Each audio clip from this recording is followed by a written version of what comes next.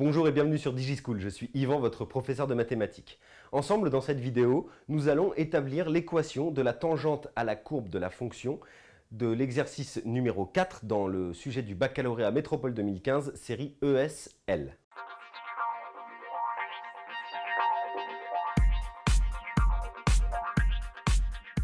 Petit retour rapide sur le sujet de cet exercice, il concerne une fonction f définie par f de x égale 3x moins 3x ln de x et on vous demande d'étudier la position relative de la courbe de cette fonction par rapport à la tangente à cette courbe au point d'abscisse 1.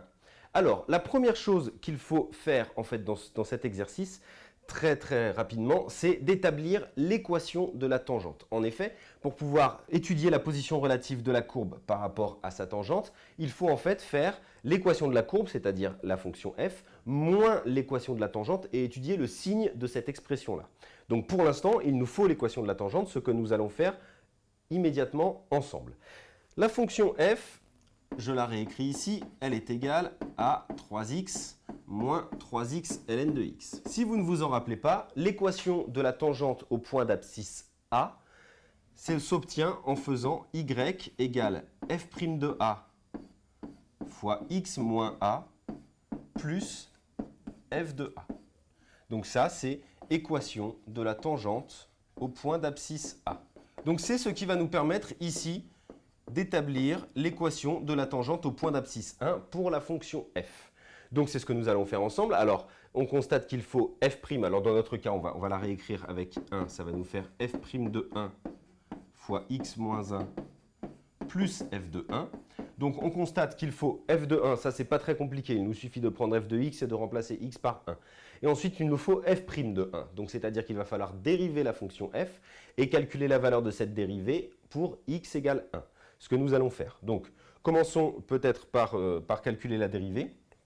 Donc f' de x, alors on a ici une somme de fonctions, 3x, ou une différence, c'est la même chose, 3x moins 3x ln de x, donc u plus v, ça se dérive en u' plus v', donc on va d'abord dériver ceci, 3x, une fois dérivé, ça va nous faire 3. Et ici, nous avons un produit de fonctions, 3x fois ln de x. La dérivée d'un produit de fonction u fois v, c'est égal à u' fois v plus u fois v'.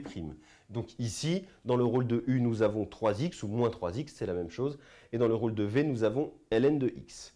Donc ici, je vais mettre le moins en facteur et puis on va faire la dérivée de 3x ln de x. Donc je commence par dériver 3x, ça nous fait la même chose qu'à côté, c'est-à-dire 3 fois le v, c'est-à-dire ln de x, plus, donc le u, c'est-à-dire ça va rester 3x, fois la dérivée de ln de x, c'est 1 sur x. Effectivement, ln de x est défini comme primitive de 1 sur x. Donc dérivée, ça fait 1 sur x, donc ça nous donne 3x sur x. Ici, les x vont pouvoir se simplifier. Ça va nous donner 3 moins 3 ln de x moins 3. 3 moins 3, ça va faire 0, donc f' de x va être égal à ln moins 3 ln de x. Pardon. Donc voilà pour le calcul de f' de x. Maintenant, nous allons calculer f' de 1. f' de 1, nous allons tout simplement remplacer x par 1. Donc, ça va nous donner f' de 1 égale moins 3 ln de 1. Sauf que ln de 1, on sait que ça fait 0. Moins 3 fois 0, ça va faire effectivement 0. Donc, f' de 1 est égal à 0. Ensuite, on calcule f de 1, ici. f de 1, on remplace x par 1 dans l'expression de f de x qui est en haut. Donc ça va nous donner 3 fois 1 moins 3 fois 1 ln de 1. ln de 1 fait encore 0, donc ici ça va faire 0. 3 fois 1, ça fait 3. Autrement dit, si je remplace maintenant dans l'équation de ma tangente, j'obtiens y égale 0 fois x moins 1 plus f de 1, c'est-à-dire 3. 0 fois x moins 1, ça fait 0, évidemment. Donc l'équation de la tangente, ça va être y égale 3. Finalement, une équation extrêmement simple. Et on remarque également que c'est une tangente horizontale, puisque le x, ici, n'entre pas en compte dans l'équation. Donc nous avons un y constant, y égale 3, ça veut dire effectivement une tangente horizontale au point d'abscisse 1.